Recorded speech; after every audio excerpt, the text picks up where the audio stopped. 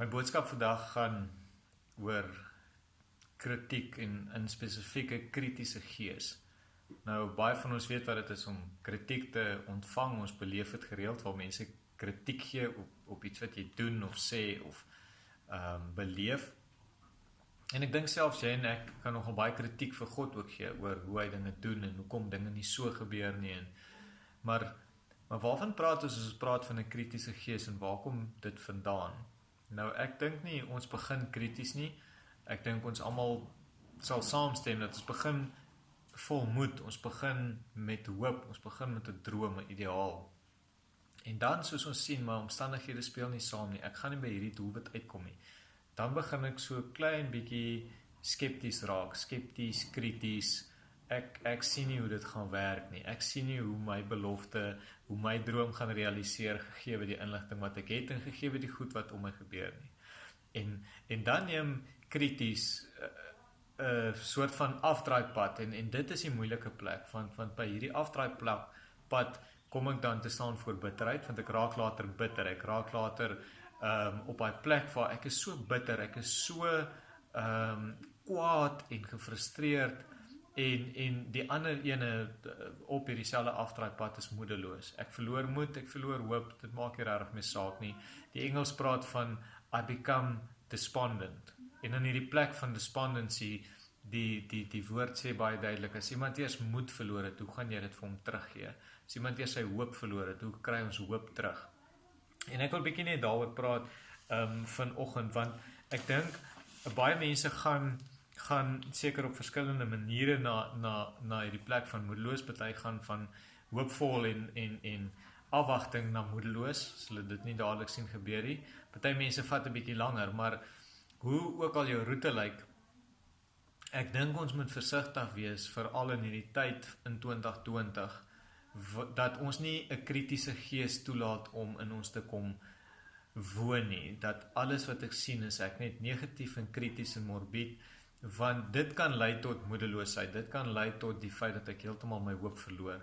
En ek wil vir ons vandag lees uit 2 Petrus, want Petrus skryf, en hy skryf vir 'n groep mense, hy begin sy brief, hy sê, hoorie julle, ek wil net vir julle sê, dat my einde is naby. Die Here het klaar vir my gesê, hy gaan my kom haal, my einde is naby, maar ek skryf hierdie brief vir julle, dis die tweede keer wat ek al vir julle skryf, en kom ons lees vandag 2 Petrus 3, ek wil vir julle die hele hoofstuk lees. 2 Petrus 3 vers 1, Geliefdes, dit is al die tweede brief wat ek aan julle skrywe. In albei het ek geprobeer om julle weer helder te laat dink, deur julle te herinner aan die woorde wat vroeër deur die heilige profete verkondig is, as ook aan die gebod van die Here en Verlosser, wat deur julle apostels aan julle oorgedra is. Veral moet julle weet dat daar in die laaste dae mense op die toneel sal verskyn, wat die spot dryf, en wie se lewe net deur hulle eie begeertes beheers word. Hulle sal spot en sal sê, en wat het nou geword van die belofte van sy wederkoms? Ons vaders is al dood, en tog bly alles nog net soos wat dit van die begin van die skepping af was. So daar gaan 'n tyd kom wat mense gaan sê, sien, hierdie Jesus ding werk nie, want Jesus kom nie weer nie. Sien jy, hy het nie teruggekom nie, my pa is al dood, my oupa is al dood, hulle het dit geglo, dit het nie gebeur nie. So whatever, it's not gonna happen. En dan sê hy, en hy sê, hiermee vergeet hulle moedsvullig, dat daar lank gelede in die hemel en ‘n aarde was, wat deur die woord van God uit water en deur water ontstaan het, en dit is ook deur water dat die wêreld van daardie tyd oorstroom is en vergaan het. Maar die hemel en die aarde van vandag is bestem en word bewaar vir die vuur, ook deur die woord van God, en word in stand gehou tot op die dag waarop die goddelose mense veroordeel en verdelg sal word. Dit word deur die woord van God in stand gehou. Dit is bestem en word bewaar vir die vuur, ook deur die woord van God. Dit is 'n moeilike skrif, maar dit is wat die woord sê. Die woord sê dat God hou alles in stand vir die uiteinde, vir die vuur wat gaan kom om die tweede keer alles te veroordeel. En die goddelose mense gaan veroordeel en verdelg word. Vers 8, een ding moet julle egter nie vergeet nie, geliefdes, vir die Here is een dag soos 1000 jaar en 1000 jaar soos een dag. Die Here stel nie die vervulling van sy belofte uit nie, al dink party mense so. Nee, hy is geduldig met julle, omdat hy nie wil hê dat iemand verlore gaan nie. Hy wil hê dat almal hulle moet bekeer, maar die dag van die Here sal so onverwags soos 'n dief kom, En op die dag sal die hemel met 'n groot gedruis verdwyn, die hemelliggame brand en tot niet gaan, en die aarde met alles wat daarop is, sal vergaan. Openbaring beskryf Johannes hierdie laaste oordeel van vuur. Paulus skryf en sê, alles van ons gaan eendag getoets word in vuur, alles wat jy en ek doen, en dit wat soos kaf is, sal brand soos in die vuur, en hierso beskryf Petrus dit ook. Aangesien al hierdie dinge so aan hulle einde gaan kom, in vers 11, met julle dis te meer vroom en aan God toegewy lewe. Leef in 'n verwagting dat die dag van God kom, en beywer julle daarvoor. Die dag waarop die hemel in die vlamme sal vergaan, en die hemelliggame sal brand en wegsmelt, maar ons leef in die verwagting van 'n nuwe hemel en 'n nuwe aarde, wat God beloof het, en waar die wil van God sal heers. Daarom, geliefdes, terwyl julle hierdie dinge verwag, moet julle daarvoor beywer om vlekkeloos en onberispelik voor God en in vrede met hom te lewe. En beskou die geduld wat ons Here met ons het as 'n geleentheid om gered te word. So het ons geliefde broer Paulus immers ook met wysheid wat aan hom gegee is aan julle geskrywe. Hy skryf dit ook in al sy briewe waarin hy oor hierdie saak handel. Daar is dinge in sy briewe wat moeilik is om te verstaan. Oningeligte en onverstandige mense gee daaraan 'n verkeerde uitleg, soos hulle trouens ook doen met die res van skrif, en dit tot hulle eie ondergang.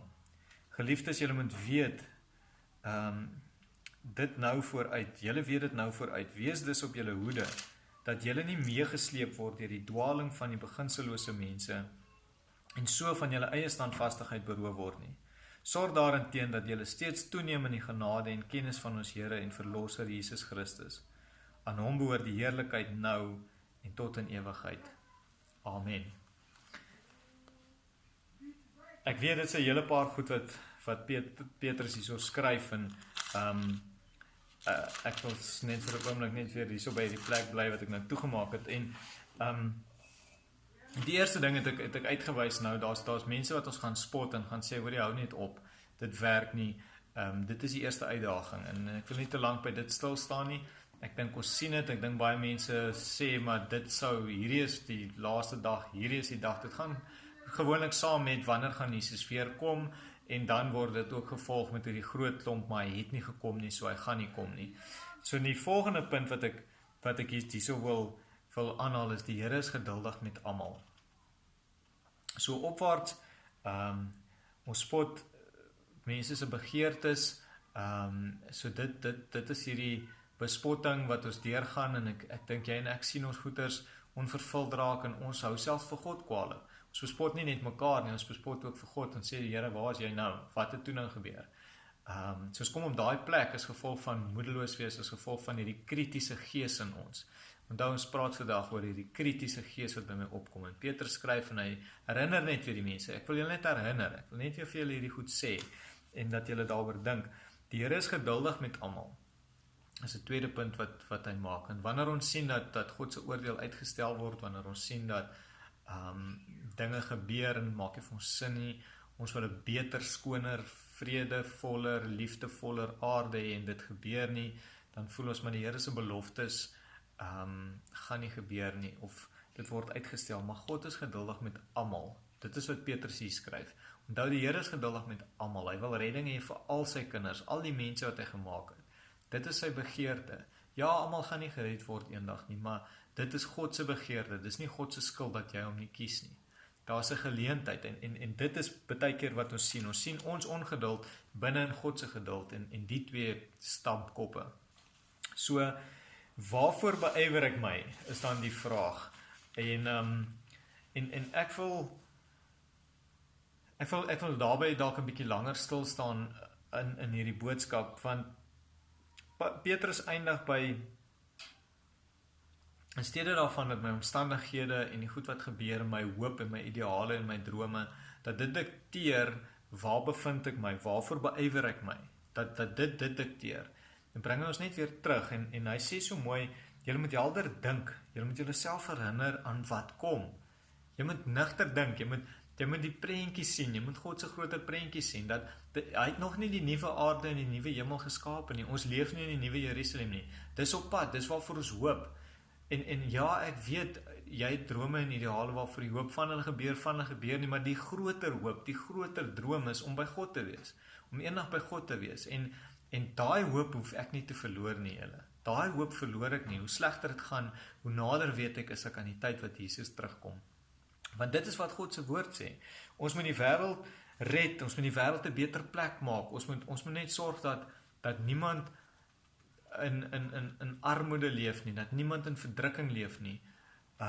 Dit is 'n baie idealistiese siening, en dit is dalk ook 'n baie goeie ideaal, en ek wil nie afbreek maak daarvan nie, daar's 'n groot deel daarvan, ja, ons kan uitreik na mense, maar ek sien nie in God se woord, dat sy opdrag is, julle moet 'n nuwe aarde maak, en as julle hom nie gemaak het, kom ek terug nie. Nee, inteendeel, die aarde gaan slegter en slegter raak, en soos Peter sê, julle gaan selfs mense sien spot en sê, sien toe, waar's God? Dit gebeur al deur die hele eeue heen, en dan, op daai tyd kom ek terug, en ek bring 'n nuwe aarde, 'n nuwe hemel wat ek gemaak het. Ek is God, ek maak, nie julle nie. Jy maak nie vir my 'n nuwe aarde waarna toe ek terugkom nie. Jy maak jou hart gereed, jy hou vas aan my, jy beywer jou vir die dinge van my koninkryk. Jy leef vir my eerste, jy soek my eerste, en om daai plek kom haal ek jou. Soos 'n dief in die nag sê die woord, gaan Jesus kom. Ons gaan nie weet wanneer nie, miskien nie die dag of die uur nie, maar wanneer hy kom, gaan hy my besig kry, myself beywer vir hom, beywer vir sy koninkryk. Dit is die vraag waarmee ek vandag voor jou kom staan. En as die opdrag is, julle moet luister wat ek hier deel, ons moet vlekkeloos onberispelik, want hier kom die opdrag, dis wat Petrus deel, hy sê, julle moet vlekkeloos onberispelik voor God leef, nie voor my regering, of voor my vrou, of voor my kinders nie, onberispelik voor God, en veral nie krities raak oor hoe God dinge toelaat en laat uitspeel nie. Want jy sien, hierdie kritiese gees het 'n manier om in te kom en te sê, sien jy, almal is teen jou, sien jy, die werk is teen jou, sien jy, hierdie ding is teen jou, sien jy, die regering is, sien jy, almal is teen jou, sien jy, God is teen jou, sien jy, God is nie goed nie, sien jy, God is nie in beheer nie, sien jy, God het nie hierdie virus sien kom nie, sien jy, God het nie hierdie omstandighede bepaal waarin ons is nie, God was uitgelewer, hy was onkant gevang, en as ek krities genoeg is, dan koop ek dit. Maar as ek myself beywer, en as ek my denke weer voor God bring, en sê, Here, help my, my hart raak krities, my denke raak wêrelds, ek wil myself weer beywer vir Jesus Christus, ek wil my beywer vir u evangelie, ek wil my beywer vir u koninkryk, want die druk van die wêreld raak so baie, en dit sit my in so 'n hoek, Here, dat ek kan nie eers meer sien, dat ek u volg nie. Maar weet dit, en dit is wat Petrus skryf, ek meen, hy begin sy brief deur te sê, julle, ek gaan binnekort doodgaan, ek gaan sterf vir Christus se boodskap, en hy het dit vir my gesê, en dis wat ek gaan doen, maar dan sê hy, wanneer hierdie druk baie raak, dan kyk julle, onthou Paulus het ook die goed geskryf, sê Petrus in sy brief, is nie mooi hoe die apostels mekaar, hierso is een voorbeeld van waar hulle eintlik sê, daar is 'n voorbeeld ook waar Paulus sy skrifte weer voor die ander apostels gebring het, maar hier kom Petrus en hy sê, hoor julle net, by the way, die briewe wat Paulus geskryf het hy vir julle van die goed verduidelik. Nou ek sê vir julle, dat daar's dinge in sy briewe wat moeilik is om te verstaan, daar's goed in die woord wat ons nie verstaan nie, en dan wil ons altyd argumenteer, maar as ek nie my wêreldse goed sien nie, dan is God nie goed nie. As ek nie die hele wêreld in liefde sien nie, dan is God se liefde nie besig om te wen nie. Maar al is hierdie goeders moeilik om te verstaan met julle besop, want ons oningeligte en onverstandige mense, en hulle gee die verkeerde uitleg. Mense wat die woord buig om te pas by hulle samelewing, wat alles net wil goedkeur wat ek doen, met God se woord, ons moet versigtig wees daarvoor, ons veral in hierdie tyd versigtig wees, om nie by ons opdrag te bly nie. Ons opdrag is, wees onderdanig in die gesag wat ek bo jou aangestel het. Ek weet julle, dit is 'n challenge, ek haal ook my masker af, en vergeet hom, al is dit deur die gesag van die land afgekondig. Daar's van die reëls wat nie sin maak nie. Dit is vir jou en my om te bepaal of dit sin maak nie. Jy sien, God se woord skeld ons nie kwyt van dit om te sê, maar as die wet sinneloos is, moet dit nie toepas nie. En ek kom nie met 'n judgment en sê vir jou, jy moet elke letter van die wet toepas nie. Jy sou kon, maar jy sien, ons kan onsself nie so red nie. Die feit is ek in my gees gewillig om te sê, Here, ek is onderdanig aan dit wat my regering sê. Ek sal nie enigiets doen teen u gesag wat u aangestel het nie. Vergeet wat die gesag doen. Die gesag gaan eendag voor die lewende God staan en sê wat het hulle gedoen. En ek sidder van angs vir party ouens as ek moet dink wat hy gaan sê eendag. Dit is nie myne om te sê nie, maar ek moet na myself kyk en ek moet sidder van angs en bewing as ek besef, ek moet ook van elke woord wat ek sê, elke ding wat ek doen, moet ek eendag voor God rekenskap gee. En Jesus Christus het my vrygemaak, so my redding is seker. Ek gaan nie deur hierdie brand verwoes word nie. Ek gaan nie in die ewige vuurpoel gegooi word nie, want ek leef saam met Jesus. Maar tog is daar hierdie gevaar dat hy sê, julle weet dit nou vooruit in vers 17, wees op julle hoede, dat julle nie meegesleep word in hierdie dwaling van beginselose mense, en so van julle eie standvastigheid beroof word nie. So Petrus skryf so 'n bietjie oor, hy sê, want Paulus het 'n paar moeilike goed verduidelik, en versigtig wees, hulle vat daai goed, hulle vat die goed wat ek sê, hulle vat die goed wat die skrif sê, en hulle buig dit, die mense buig dit sodat dit hulle pas, hulle maak dit 'n social justice agenda, of hulle maak dit 'n sosialistiese agenda, of hulle maak dit 'n suiwer kapitalistiese agenda, of hulle maak dit whatever ekonomiese stelsel jy aanhang, of whatever ideologie jy aanhang, koppel ons hier aan, want ons word meegesleep deur die wêreld, ons word meegesleep deur die meerderheid. Paulus sê, wees versigtig, moenie laat beginselose mense jou van jou standvastigheid in God beroof nie. En dit dink ek julle is die belangrikste ding, 'n kritiese gees, waar ek krities in my hart raak oor alles, beroof dit my selfs van tyd met julle wat gelowige spandeer, die foon optel in jou bel, want ek so krities, want, what's the use, hoekom doen ek dit in elk geval, want ek sien nie my ideale gebeur nie, jy kan sien hoe die ding net sy kop uitsteek orals, en dan sê hy, sorg daarin teen, plaas daarvan dat ons in hierdie beroof word en in hierdie dwalinge aanhang, sorg daarin teen, dat julle steeds toeneem in die genade en kennis van ons Here Jesus, die verlosser Jesus Christus, aan hom behoort die heerlikheid nou, tot in alle ewigheid. En julle, dit is dit, ons gryp te vinnig na enige uitleg, ons gryp te vinnig na enige oplossing, en ons vergeet dat ons moet gryp na God. Wanneer ek gryp na God, dan is ek okay.